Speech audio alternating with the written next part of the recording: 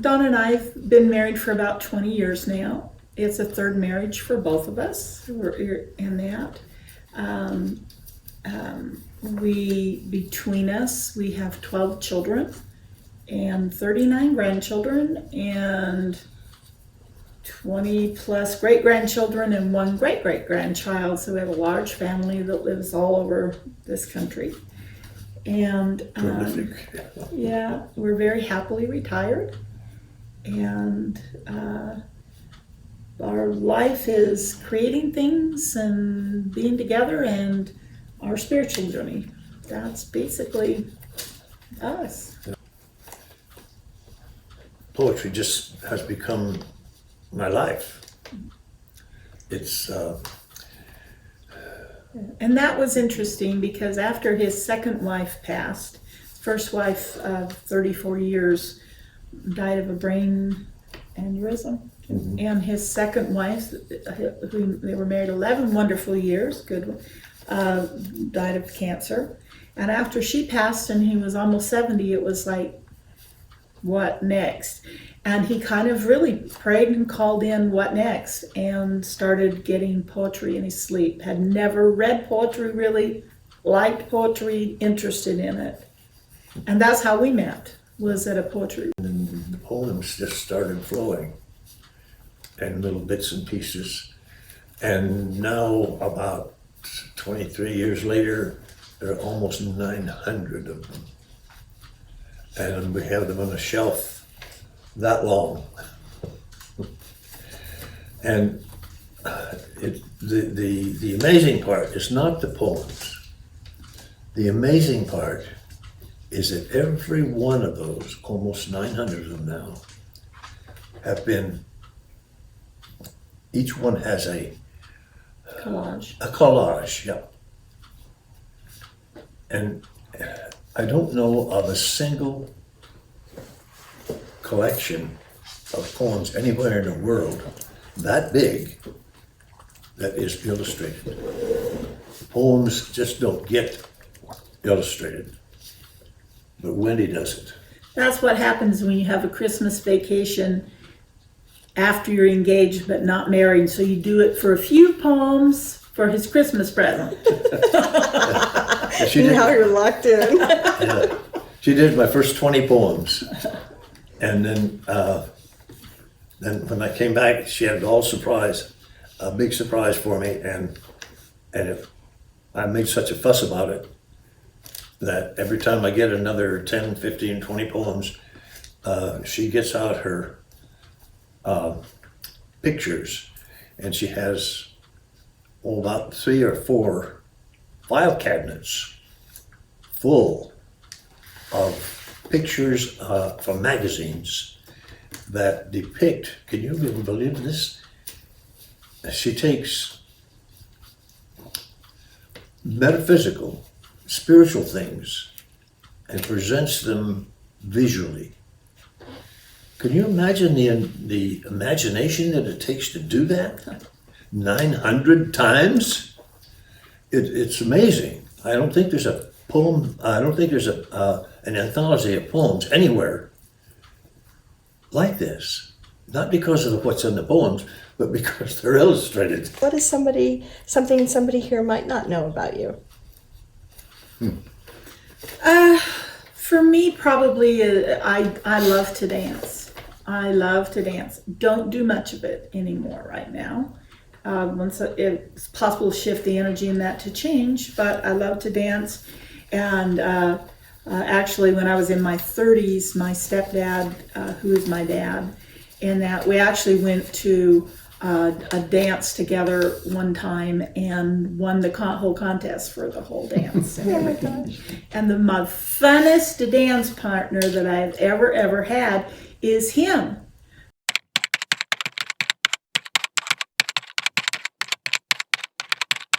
Unity itself, we were living in Las Vegas, New Mexico. We were going to a Presbyterian church, which he belonged to, but I couldn't say their credo to do it, but very wonderful, and we loved it and everything, and had no intention of leaving. And one night he sat up in bed and said, "We got to get out of here."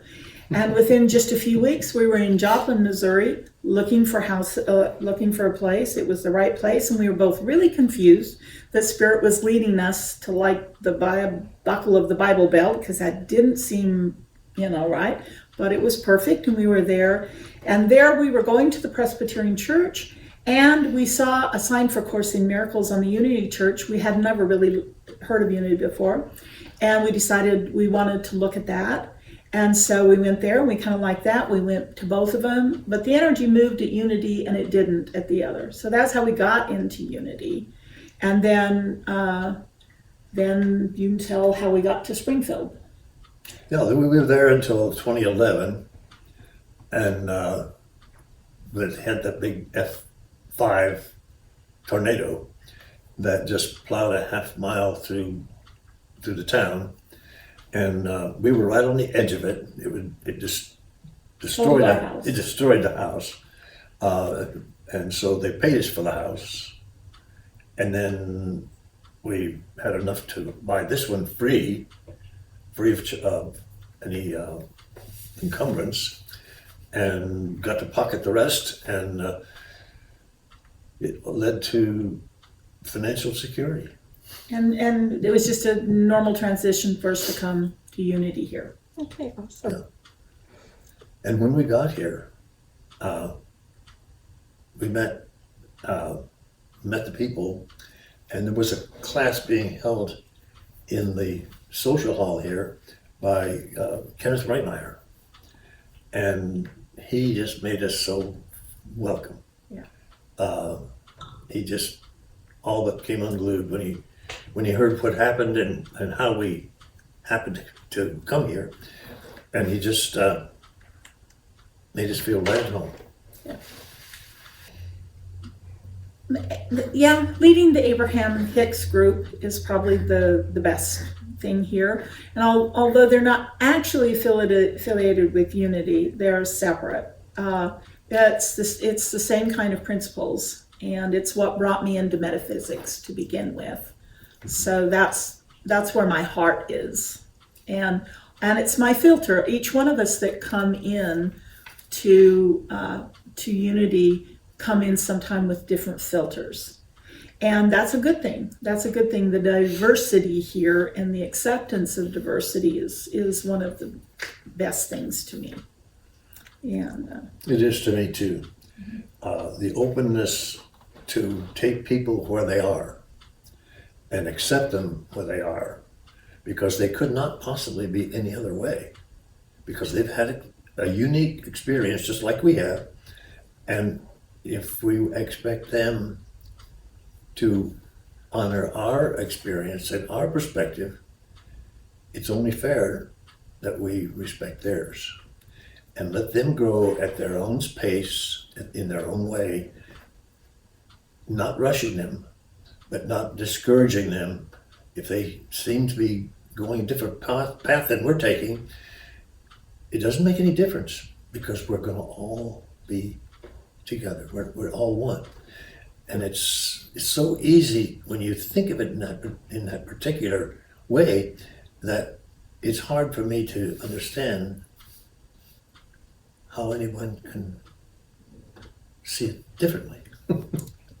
And that goes into the next question, and is really the favorite things about Unity in that. And to me, before I ever came to Unity, I already was on my metaphysical path. Already was very strong in it, and practicing it and experiencing the changes in my life.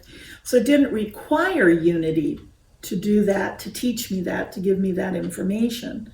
But what Unity did, and what Unity still does for me, is, you know what? When I was on my own, and I spent most of the time out in the desert alone with my dog, I was the best practitioner of metaphysical spirit. I was way up there with Jesus and Gandhi, and I was so evolved. And there's nothing like coming down into the world around people to see how truly evolved you are. And the whole world is the place where we we practice and grow, and we see where we are, and we see, it's like what metaphysics teaches, as within, so without. And so when my world starts to become chaotic and unhappy and miserable, it's just because my insides have become there. But unity, it's a little gentler place to practice with people who are at least somewhat on the same path, somewhat there. And again, this goes back into the other one about accepting and everything. And I would love to say, I'm so accepting of everybody. But you know what? It comes and it goes.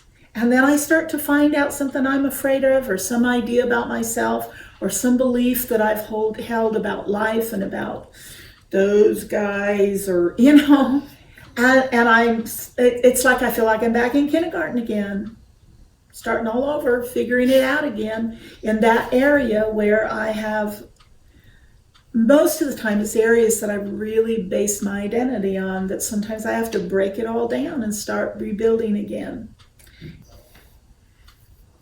It's a place for people to open their mind, because it's surprising how many people walk around the world not knowing who God is, not knowing really who they are, and not knowing our relationship to God. It's the pie in the sky, man in the air, looking down judgmentally and all that sort of stuff, and it's not even close. That idea is not even close. When we realize that God is inside, and that's the place to look to find the answers. It's almost like it's a secret, but it's been there for thousands of years. That's the beginning. Yeah, and that's what this church really tries to get people to see. I don't see enough to suit me of metaphysically talking about this sort of thing. It doesn't go deep enough to satisfy me, but this is the best we can find. This is the best place for us.